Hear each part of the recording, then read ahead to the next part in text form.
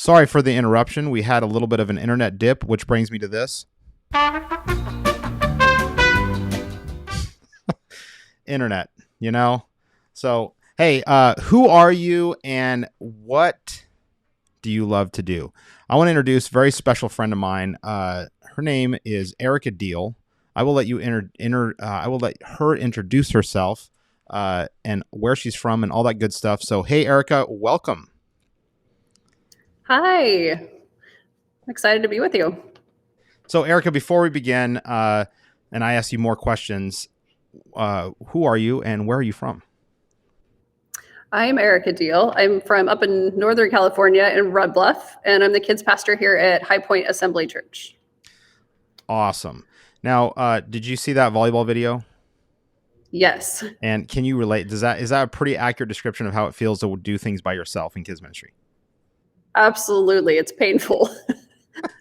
All right, now, Erica, before we get on with our questions, I have a question that I ask every person I interview on this show, and that is, why are you personally in kids ministry? I just like hanging out with kids. I love spending time with kids. They're so much fun. You can get so creative, and I'm just drawn to them, and is probably the best way to say it. They're just fun to hang out with, and I just enjoy it. I love it. Yeah, it's a lot of fun, and I think kids, they have a value that every single person needs. I don't care how old you are. It's an innocence. It's a holding on to vision and dreams and all that stuff. But so about kids, what about kids? What about them specifically are you drawn to? I love their honesty. Man, go teach a preschool class and you're going to hear every fault you have, every mistake you make in your story. They're going to share with you about their puppy, their grandpa, and what they had for breakfast. And I love that part of it. The spontaneous, fun, creative things they come up with. They keep you on your toes. They're so much fun. But just that honesty and their sincerity and curiosity too. You don't have adults ask you those big questions sometimes like kids do. Kids will just flat out ask you if they have a concern or are curious about something. I love that too. Yeah, totally. Have you ever had the kids say something like boring? Like boring? Have you ever had them say anything like that? Oh, yeah. Those great reactions. Mm-hmm. Yeah. Yeah, our friend Caleb actually just told me he did a magic trick, and one of the kids in the front had already seen it, and he kind of forgot about it or so. I don't know the exact story, but he starts to do it, and the kid goes, "Oh, this trick again." Man. Caleb, I know you're watching. I'm sorry, man. That's the worst. When kids are like, I had an incident on Sunday where kids could see through the blindfold, and they're like, "There's holes in the blindfold," and I had to quickly spin it and make it seem like I did it on purpose. But well, hey, take a few minutes and talk about who you are in relation to what you do at the church there in Red Bus specifically. I want to know about you as a kids pastor and what you do at the church. Well, pretty much I oversee all of our kids ministries that are fifth grade and younger. And so that can be our midweek service, our campus ministry on an elementary school campus, our Sunday morning services, if they need childcare for a different ministry activity or event, usually that they come to me for that. And so multiple classes, multiple age groups can be kind of splitting of your attention and your goals at times. Lots of volunteers to manage, and volunteers are definitely my lifeline. I tell them all the time that we couldn't do it without them. So lots of people to direct and train and support and encourage. And it's a lot of fun, but definitely when you don't have enough volunteer and help, it's tough. It's really tough. And you don't reach the goals you want to reach, and you start feeling frustrated in that area because you have this vision and this goal in mind, and all of a sudden you can't reach that. And so, but volunteers are definitely a huge, huge part of my job.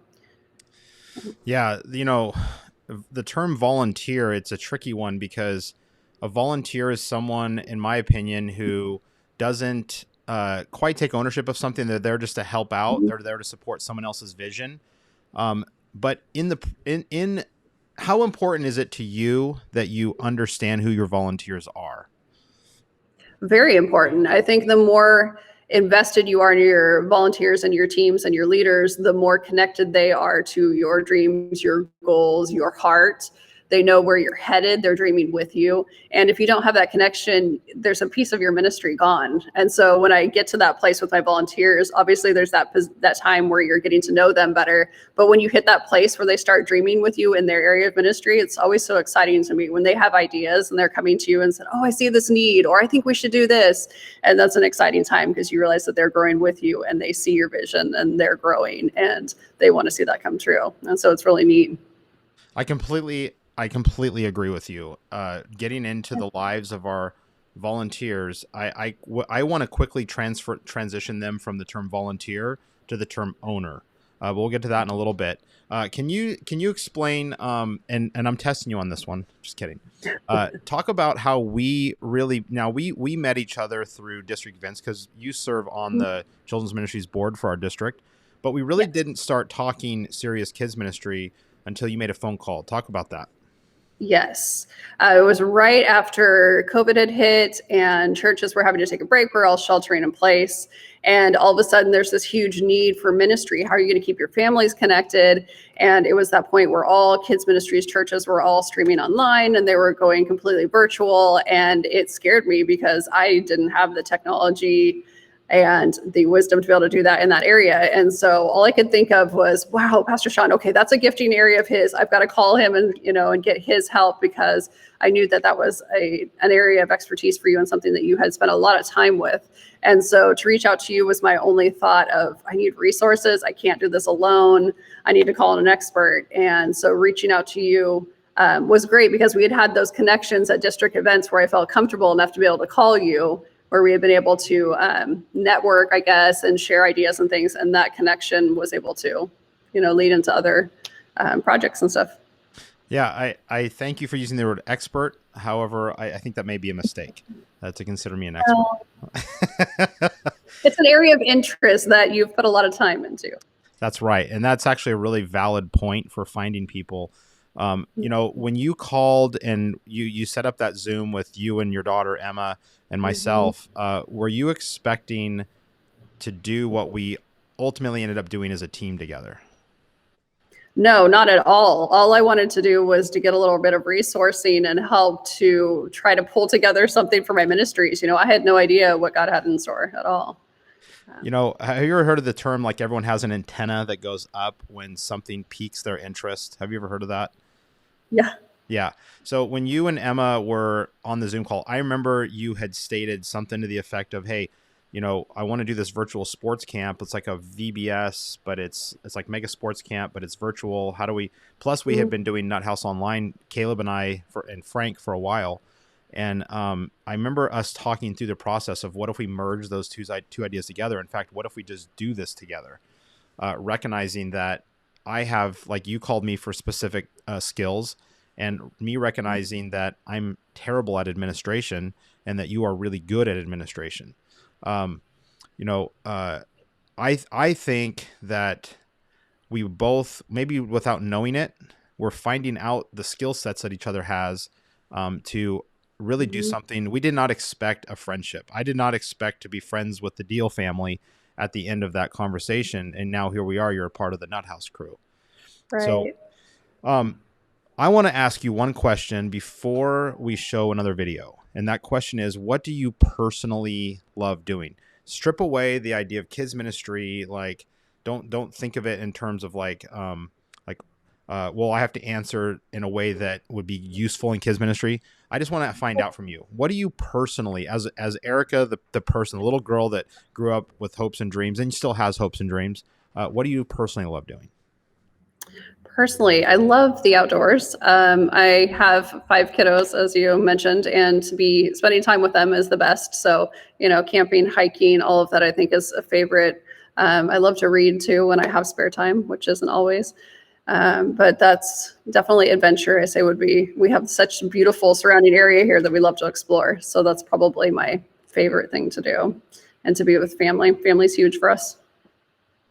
Awesome. Now, I found these things out, and I think it's important when it comes to finding people for your teams that you find out who they are as people first. Mhm. Because I think we can do, I've never, and I don't know. And I would definitely, after we show this video, I want to hear about your process. I've never found good luck or good results with like passing a clipboard through the congregation because it's so impersonal. I've found the best results with finding friends and then finding out like what they like because we're friends first, and then learning how to use those skills or use those talents and passions and put them to work in kids ministry. And I find that people stick around a lot longer. In fact, that's how Caleb and I ended up working together, was because we worked together a long time ago and we were friends first. Mm-hmm. So you mentioned the great outdoors. You mentioned doing stuff with your family. We got together, Erica, myself, Frank, Erica's family, myself and my team, Frank, Caleb, and we all went out into the woods and we produced a series called The Great Outdoors. And right now we're actually in the second series of The Great Outdoors. But this is a look at episode 1 of The Great Outdoors that we shot together last summer. Well, you guys ready? I'm ready. Yeah, boy. Welcome to the Great Outdoors. Well, the Israelites wandered for 40 years. We can wander and enjoy the wilderness for 4 days. Okay, so here's the thing though. I know like this is a whole new area experience, so we need to remember though, water is super important. We need to be sure to ration water. Food, need to be sure that we're keeping, that all organized and all that. Yeah? Hey Caleb, I think we need to be light on our feet too. Okay, good to know. So I mapped out a course and it's done. Hey, we just said water. I know, but listen. We have to be light on our feet. Saves energy. Now I have an empty bottle that I can find water in to put it in. Well, hopefully we find more water elsewhere. You guys ration your water. Wilderness home! So yes, this road is the best course of action. All right, here we go.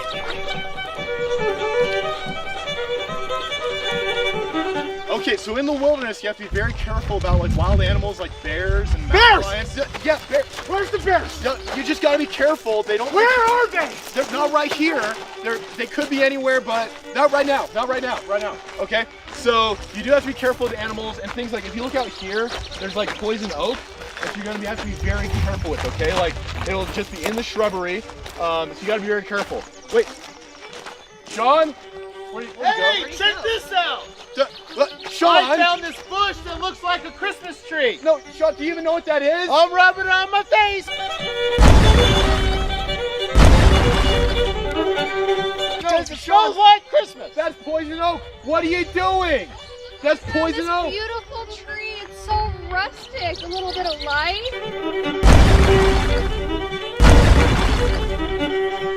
Yes, we're in the wilderness. There's trees in the wilderness. No!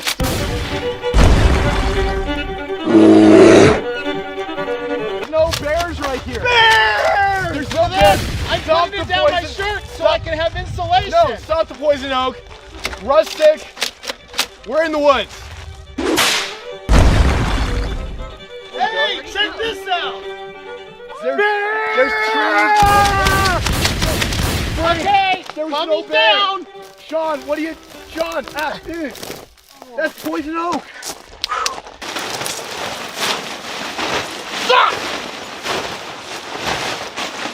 Stop! What in the world? Hey, Caleb, I did it. My tent is set up. You're looking at it with the wrong perspective. No, that's upside down. Have you studied folk singing any gold? Take my wallet! Take my wallet! Oh. Snow! Snow dip! Really? So, hey, Sean? And now I'm putting it on the tree for direction. Wait, you're putting moss on the tree? Yep. This is in the west direction. No, that's not going to make any sense. Are we decorating? I love exterior We are. decorating. Here, cover the whole tree. Go to that side and put it on there too. That way we won't get lost. Oh, A bear! What? A bear! Ah! Ah!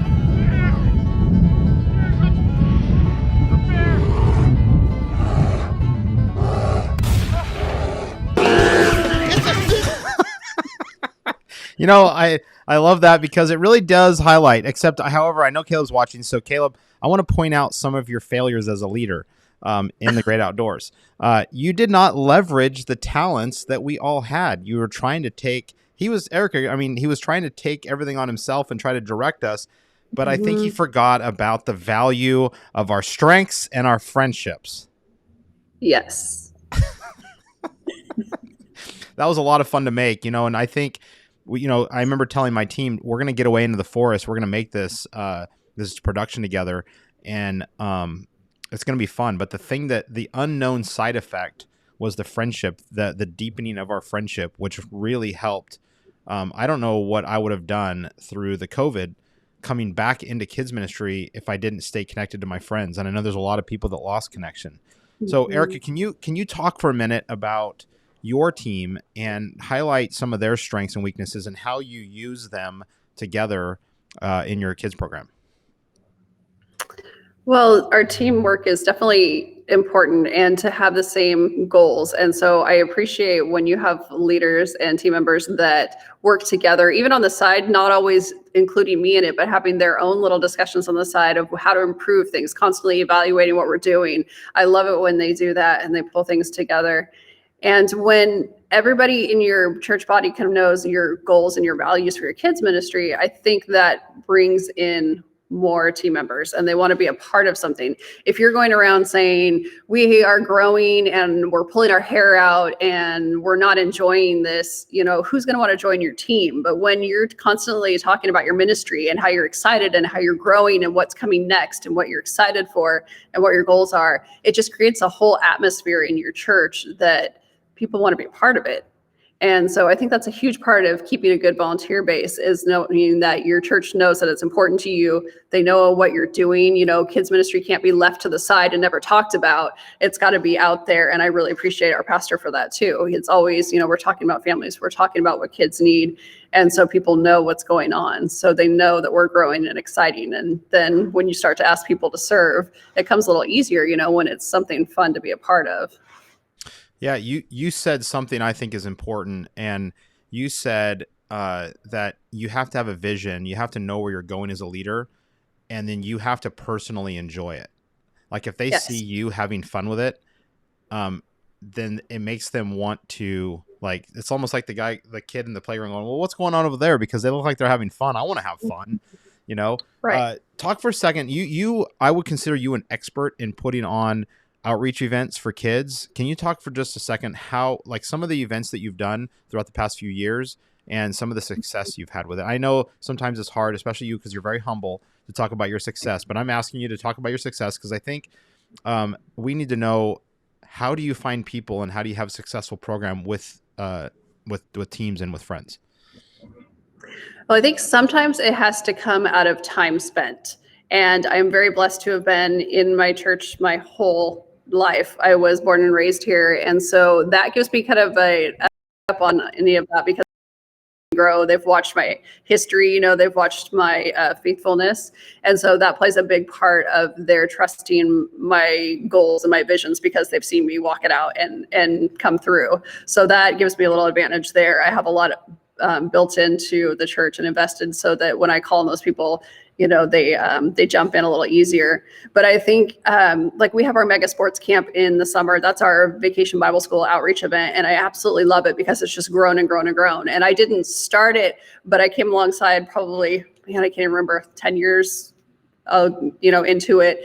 And it's just something that the community looks forward to now because it's so well done and the kids have so much fun.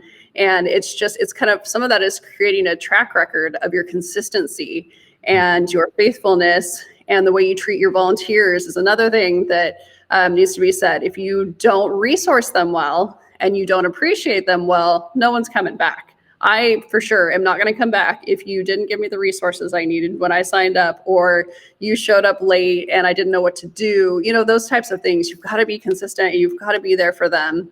And I know you and I talked about this. This brings up another topic relating there, is being a volunteer for so many years. I've only been on staff for 4 years here, but yet served my whole life in kids ministry. And I know what it's like when you walk in and you don't have what you need to teach your class, or you don't know what to do when the problem rises with a kid and no one has told you what to do. Those kind of things are going to turn you off to ministry, and you're going to feel alone again, and you're not going to want to continue serving. So resourcing is a huge thing. I think it's huge. You need to hear their concerns. You need to validate them. And if you don't think they're important, that's one thing, and you can work on that. But those big things that they're really concerned with, you need to validate those for them and let them know that they mean a lot to you and they are right there on the forefront. You might not be there with those kids, they may see a different perspective. And so you want them to feel supported and encouraged. That is really, really, really good, Erica. Someone feeling valued is the difference, I think, between a friend and a volunteer. A volunteer can be, in a general sense, can be discarded, tossed around. You're not really too invested in their life. But a friend is someone you're going to call and you're going to make feel important, make them feel like they're important in your life, not just give them meaningless tasks or even tasks that aren't desirable. You'd mentioned when you show up to church and you're not feeling either like you have the resources or maybe not prepared. I know you're probably always prepared because you're administratively gifted. But there's times where I show up and things happen. Like last Sunday, I had 4 people either were on vacation or were out sick. And that puts a serious dent. You have to literally change things up on the fly and depend on your friends to just pull together and say, guys, we're going to do this together, rather than me just doling out meaningless tasks. Char Blair texted me during this broadcast and said she heard a quote that made her think of this. And the quote is this: the key to collaboration is giving something up. I love that. You can't collaborate unless you're going to give something up. Much like Caleb. And Caleb, by the way, that's not really how Caleb is in the Great Outdoors. That's his comical version of himself. So Caleb is a phenomenal leader. But Caleb in the Great Outdoors series, he didn't want to give up control. And if he would have given up control, maybe it would have turned out differently in a funny sense of the word.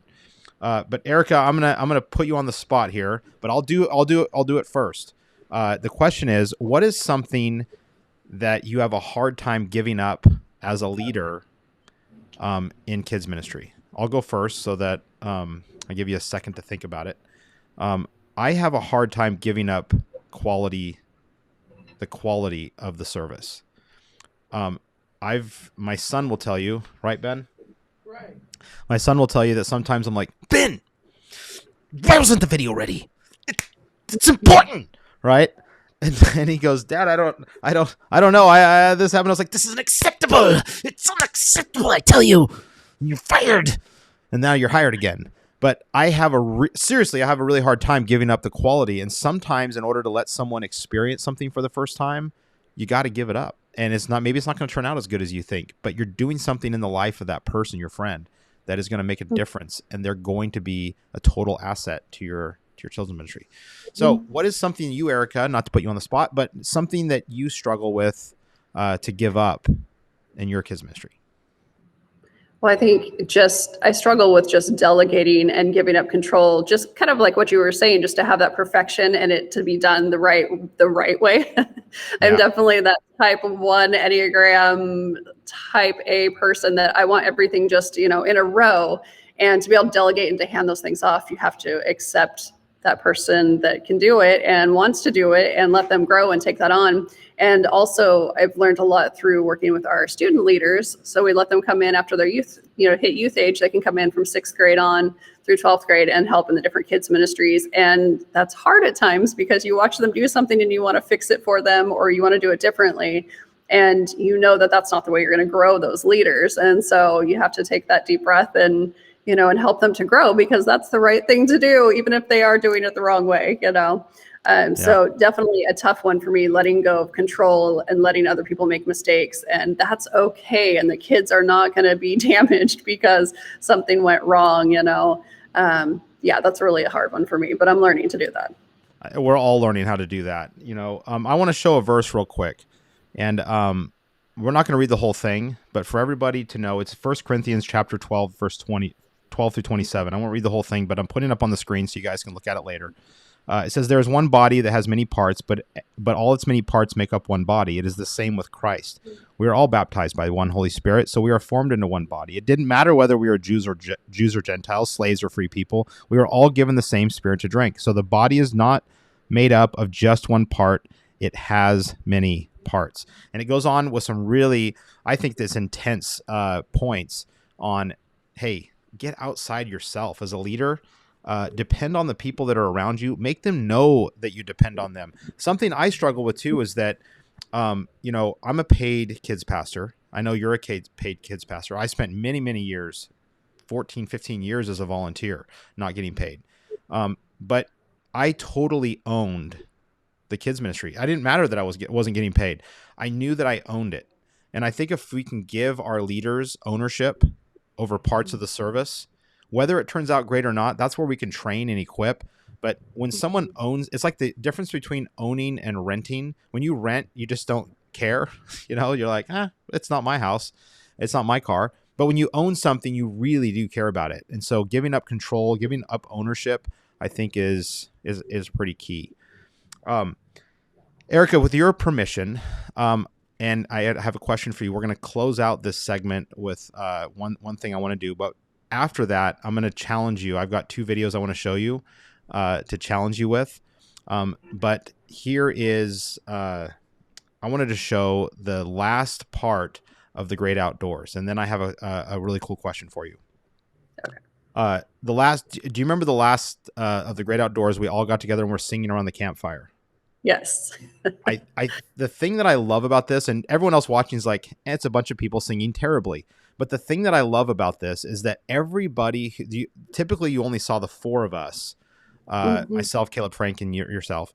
But there were so many people helping out in the background. And in this, you see everyone come together to kind of celebrate what we did. And it wasn't like the greatest production in the world, but I know for everyone there, it drew us closer together. So I want to show that real quick, and then I have a really cool question to ask you. Are you guys ready? Are we all ready here? Okay, we all ready? Manny, you ready? All right, here we go. Why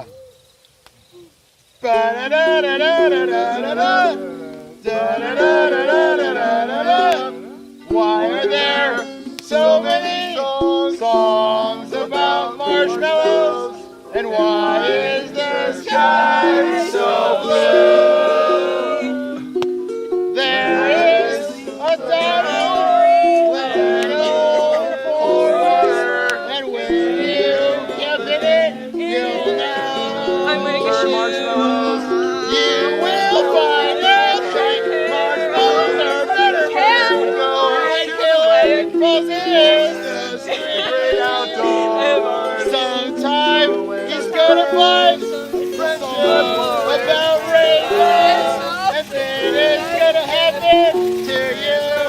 Ready?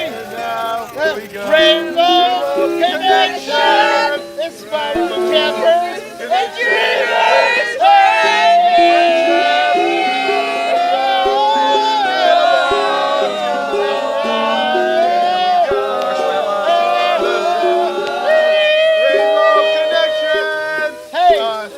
Hey, thanks for coming to camp with us. And now, real quick, everyone scatter in different directions of the park. That was my favorite part of the whole thing. And, I get a little emotional watching that because there's so many people that were a part of making that such a wonderful experience. And my question for you is this. We all have different processes for finding friends and building teams. And I know that I run my system. Anyone watching wants to know what my system is, I can tell you. But Erica, what do you think, and this is putting you on the spot, I'm sorry. What do you think is the single most important thing to keep in mind when trying to find people to serve with you in kids ministry? Most important thing. Definitely a heart for the kids. You don't want someone who's just filling a position that they feel like they're maybe doing their duty in the church and they're not even sure if that's where they want to be. You definitely want to have that talk about kids ministry and how important it is to you and your heart with them. I think volunteers come to me differently. You know, sometimes it's a parent that you've talked to and they've seen either the need or the joy and want to jump in. Sometimes it's a grandparent, you know, that sees the same thing. They see the value in it and they want to invest in the kids. It's different at different times. And so I think you just have to always be prepared to find those volunteers, and those conversations can come up at any time. And I think sometimes that's the best way to even have some of your volunteers join you. So when you're having those real conversations where you're sharing your heart with someone, you know, a parent or someone in the church, and they see that spark and they want to be a part of it. And I think that a lot of it just kind of adapts organically. I know that doesn't fill your whole ministry, but a lot of my best volunteers come from those good, honest conversations that you've had with someone where you just are sharing about your ministry and they kind of catch your dream or that spark, I guess, and want to be a part of it. That's awesome. That's beautiful. And it's very true.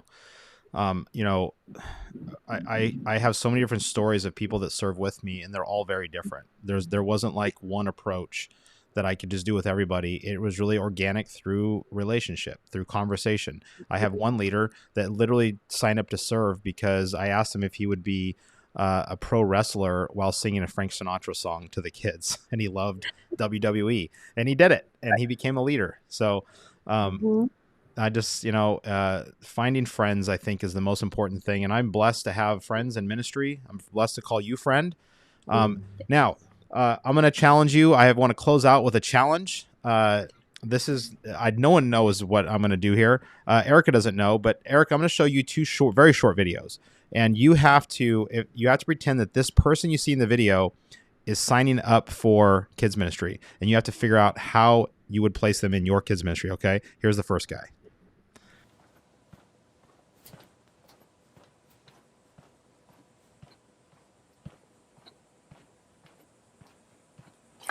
I love refrigerators. Well, let's see. He's very friendly. Maybe he'd be a great check-in greeter of the children coming in. All right, a greeter. All right, awesome. Now this next one is really hard, and you have to choose who you would pick. Is it which leader I'm talking about? I'm not going to give you anything else, but just watch. This is actually a real security cam footage from someone's backyard. This really happened. This is not fake.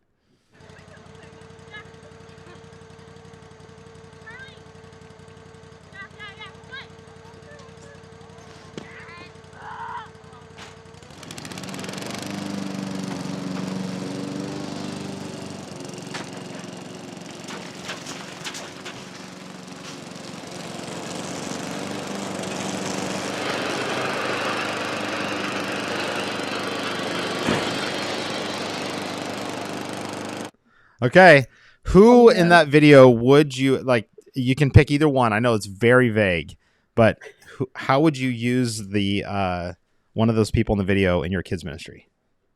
Well, that's tough. So you've got the unintentional destruction and the precise kick over the fence that they really couldn't have controlled. That's a tough one. I guess some entertainment could come out of the person who caused the unintentional damage, right? You could use some creativity there. Wow. So you're saying to celebrate the unintentional accident and not make them feel bad, that sometimes mistakes happen, and to celebrate it? Yeah, I think so. Wow. I didn't know how you were going to answer that. That was probably better than what I would have. I would have answered something else, and it wouldn't have been as good as yours. So, wow. Well, Erica, thank you so much for joining us. Super proud to call you friend. I know I will be praying for you and your ministry. I know you just opened your doors a few weeks ago. Many people are now opening their doors, and just praying for kids ministries everywhere. We're praying for all of you guys. Find friends, build teams. So, Erica, until next time, until we have our next meeting, thank you for coming on. Yes, thanks for having me. No problem. We'll see you next time. All right. Well, we're at the end, but before we go, I have to give you guys the book of the week. Ben, you've worked hard. My son said he worked really hard on this all week, and that it's much better than last week. So here's the graphic for book of the week.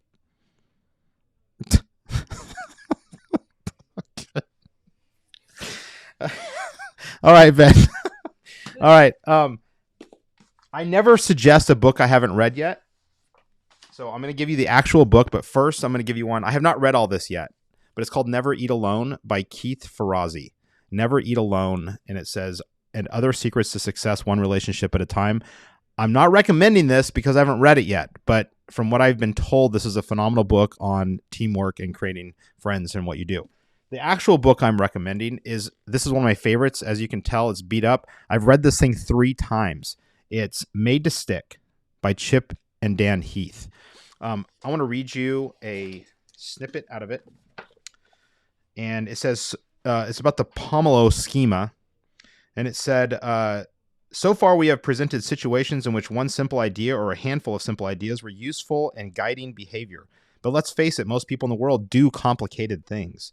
It's not our intention to argue that complicated things, law, medicine, construction, programming, teaching, etc., can be pared down to 2 or 3 compact messages. We obviously can't replace a school of architecture with a single compact idea. This leads us to an important issue that we haven't discussed yet. How do you turn a freshman into an architect?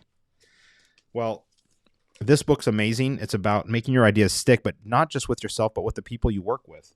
And how do you turn a freshman into an architect? You give them a chance to build things. And so that's my final encouragement. Find the people in your life that you can call friends and find out what they're good at and put them in places where they get to do those things, even if it doesn't turn out that well. So you are all my friends. I fully expect questions and comments. Really appreciate all of you guys. I hope to get to know you guys at some point, meet you face to face. But tune in next week, 2 p.m., or we're going to have a whole nother show with another guest and a whole lot more fun. Thank you so much. You guys are awesome. Have a great day.